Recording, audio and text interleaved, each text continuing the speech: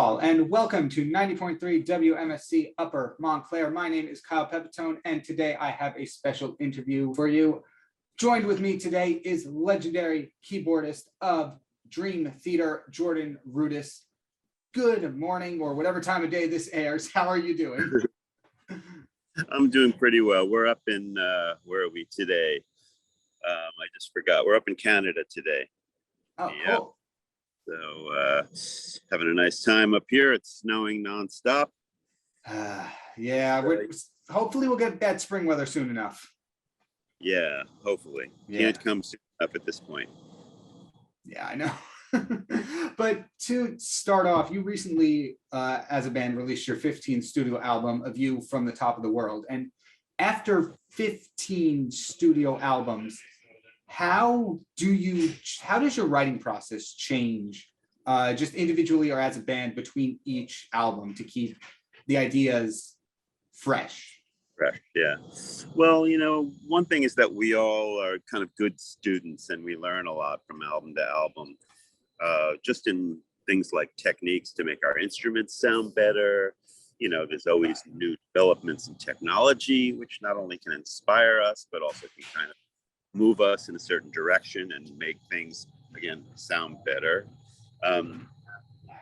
We're, each individually into our craft, so that, we're always practicing and learning more and incorporating different ideas and stylistic things into our own playing.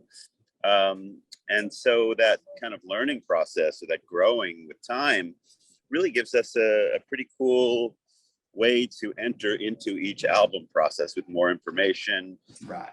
And there's really no shortage of inspiration, because music is our lives and we kind of, right. Live and breathe music. And so, with that, plus everything that we've learned from just our normal path from one album to the next, kind of sets us up for, a positive experience. Right, of course. And this is your first studio album since the start of the pandemic. And as we've seen throughout the past 2 years or so, a lot of bands have been releasing their pandemic albums. Like, we wrote this inspired by recent events. Is this that album for you? Or is this something entirely different? This album was not really a response conceptually or otherwise to right. The COVID and what was going on. If anything, the whole situation just kind of made us hungry to get together and to go make music and to be right. creative and do our thing. Personally, when I was sitting at home and we were all locked down, I created an album, piano music, that really was a response to the times and the way I was feeling, and right. trying to send out kind of a healing, message. That album is A Chapter in Time, but our A View from the Top of the World was kind of an all-out Dream Theater record. It was just our creativity at the time. Okay. And with that being said, the name of the album, A View from the Top of the World, what does that mean? What is that view from the top of the world? What are you seeing, if it is you who is taking that view? Yeah. Well, John Petrucci came up with that title. He was working on one of our big epic song, and he kind of had this idea, this feeling about, this thought that he followed through with, about people who do amazing things and, just incredibly challenging adventures, physical things, mental things. And the song kind of describes that idea of just this more outrageous view of how to be alive on the planet and do incredible things, that people do, that right. some of us never do. So I think that's kind of what we're describing, and it just resonated with all of us. That's kind of a cool title. It was an interesting idea to go down that path. Right. And speaking of incredible things people do, on this album itself, you have been nominated as a band for your third Grammy for Best Metal Performance for your song, The Alien. Now, right. for me at least, the term alien conjures up pictures like xenomorph or things non-human and otherworldly, except for this song. Listening through it with the lyrics such as terraform a new world, survival for mankind, and newfound world, here we are, it almost seems like when you all wrote this song, it seems like us as the human race are going to soon become the aliens. Is this what you intend? Like, what is the meaning behind these lyrics? It's a great question. I didn't write them. Hey, James, you got a minute to say that? Hold on, he's right here. The writer is here. You got a minute to tell him the meaning behind the alien lyrics? Yeah, I'm going to let the writer of the lyrics tell you. Awesome, thank you. Right. All right, tell him because he's wondering. About an alien, see ya. All right, he's done. No. Okay, so I was inspired by, I watched a podcast with Joe Rogan, Right. and he had Elon Musk on. And they were talking about interplanetary discovery, talking about Mars, terraforming Mars, eventually the human race wanting to be, because technology will exponentially grow. Right. And so eventually we need to cultivate other planets because sooner or later we're going to outgrow this one. So I was just massively inspired by it. It was a 3-hour podcast. Oh, wow. And I started taking jot notes down. I wrote down what was very interesting to me, and then I put the lyrics together. But basically, that's it. It's about, the infinite, eternity of humankind and everything else that goes along with it. Yeah, So especially now. that's how it came about, and that's the meaning behind it. Is just that we need to continue. We need to look beyond our planet because eventually we will have exhausted all our resources and space.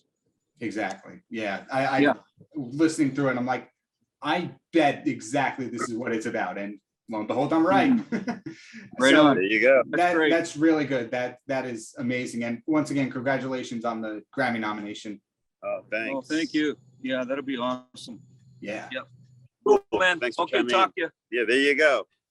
Thank you so See much that? for that. Right. Absolutely. And as we are currently speaking, you're on tour, you're on the road, ready to go to the next gig. And this has been the first tour you're currently on since the other one, or since all live shows got shut down. And so how does it feel again to be currently, like in this moment, back on the road playing again? Is there any difference in before COVID versus now, or is it just great to just be out there again?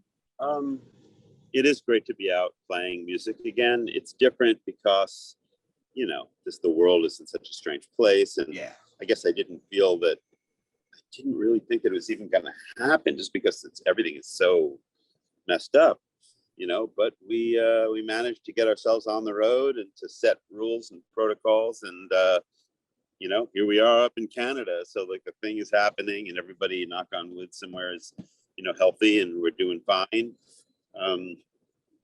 Just enjoying playing music and taking one day at a time, really. Yeah. And one thing you did mention in another interview you did is that one of the last shows you did before everything got shut down was a show with Deep Purple where you did a majority of the sounds using an iOS and iPad. As an avid iOS fan, how do you, in this rapidly evolving world, how do you go about learning different tricks about technology in order to incorporate it into your musical career? Well, I've always been really into technology. I even have a technology company that releases software instruments. It's called Wisdom Music. And I do a lot of partnering and consulting with, companies making cool, technology instruments. So my eyes are very wide open to all that kind of stuff. And people do come to me, with a lot of ideas as well. So a big part of my life is really spent kind of looking at interesting, creative, expressive musical technology, which is always awesome. And then I tend to use it in our shows. Like one of the things I'm doing in our show every night is playing what sounds like a cello solo on my app, which is called GeoShred, which is at this point an iOS only application. It's based on called physical modeling, which was developed at Stanford University by one of my partners, whose name is Julius Smith. Oh, awesome. Yeah. That's so cool. And with working in the Dream Theater, working with all this technology and stuff, you're also part of another band, a supergroup, along with John Petrucci, called the Liquid Tension Experiment.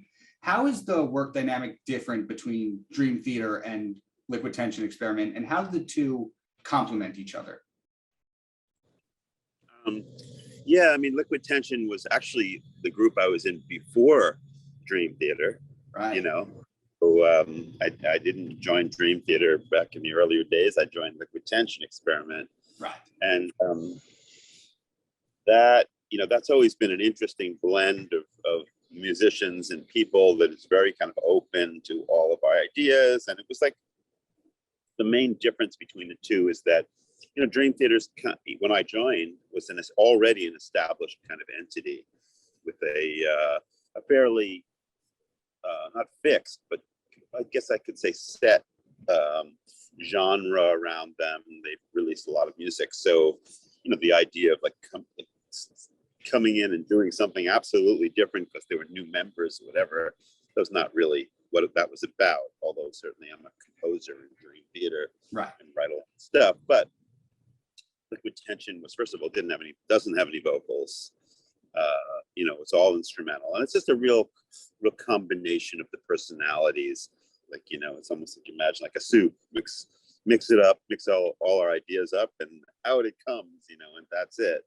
So even though they're similar members and everything, it really is coming from a different place. Okay. You know, there was no history there to kind of almost dictate which direction to go in. Right. And speaking of like mixing the soup and like getting what comes out of it, a big thing you mentioned on an interview with Loudwire where you played your favorite keyboard tracks is when you were studying for Juilliard, you started improvising while you were playing the Bach Prelude in C, and your teacher is just like, no, we don't do that. Yet you still do a mix of improvisation and pen and paper when crafting the lyrical, or not the lyrical, but the music for Dream Theater. Are there pros and cons to each method, and are there specific instances in which you would use one over the other? Well, you know, I think it was really valuable that I learned how to, like, you know, pay attention to the written page, and a lot of information there from all the great classical composers, from anybody who can write music and actually get it in front of you to gather. It's like, for me, it's like a quick way to kind of literally get information, you know, from a composer. I have a good ear, I could do that as well, but seeing it on the page is just like, it's pretty unique. So when I come into what I do these days, I mean, I still use, believe it or not, pencil and paper to, you know, to write down my ideas and even to work things out. And then, you know, sometimes once it's written, sometimes I'll just be sketching because, as you said, a lot of the composition can kind of come out of just kind of improvising the moment and just, you know, letting things happen. So it's a real blend for me, you know, that I could understand looking back why the teacher was like, hey, don't do that. Just learn how to read the music and interpret Bach or Chopin or Debussy for what it is, because there's so many markings on the page that can be interpreted. But at the same time, on a maybe perhaps a higher level, you know, being able to put your own input to something and to be able to, you know, have another kind of like level of creativity is, I think that's even better, you know, because think about like Mozart, Bach, and Beethoven, and you read about them, and those guys, they weren't like so locked into the page. They were always improvising, and, you know, that was part of their world. It's just these days in the classical space that they got a little tighter. Right. So, since we're in such a world that is very heavily focused on streaming and stuff, when there's so many other different avenues of getting new music, why is college radio still an important way to discover music, and why is it important not just to listeners but also to an artist and their career? Well, I mean, college radio has always been kind of, you know, had the independence and the flexibility to be cutting edge, right, and turn the things that you wouldn't necessarily, you know, hear about, know about. So, you know, there's definitely, at least, especially in my history, because college radio played an important part in my development as a musician, because I don't know probably don't know, but I used to go around when I got out of Juilliard. I went around to some of the college radio stations and would do like midnight, like electronic music concerts live, and Right. just cool things that you can do because you have the flexibility and you have the inspiration of young people who are into music and really excited about it, that aren't having to pay attention to any particular rules, and just kind of going for it. So it's a beautiful thing. Let's hope it remains strong, and Yeah. it would be really, it's important, I think. Exactly. And even though there is like so much emphasis on streaming services and how convenient they are, there's still a rise in the popularity, or a revival in the popularity of vinyl. Why do you think so many people are going back to older forms of music when streaming service is just such a convenience? Yeah. I mean, there is something really nice about holding that physical product in your hand, and there's nothing like that. I mean, I would say personally, I use digital things to hear my music. I'll be on Apple Music, whatever, and that's generally the way I do it. I don't even have a working turntable at home. But I went to a hotel the other day, actually, in, I guess it was like Minnesota or somewhere like that, and they had a turntable in the room with a bunch of vinyl.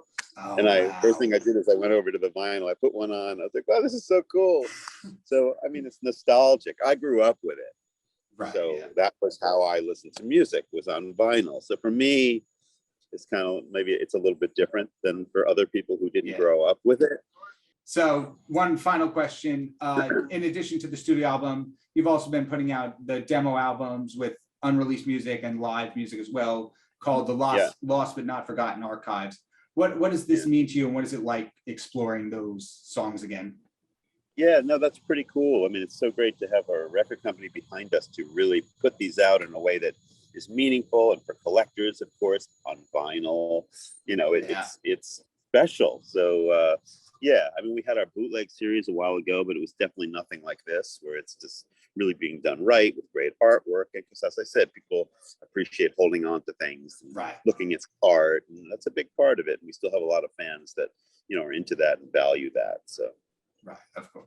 That's amazing. And on behalf of everyone here at 90.3 WMSC Upper Montclair, I want to thank you so much for doing this with us. And, since you're being called off the bus at this moment, I wish you luck at the gig. Thanks so much.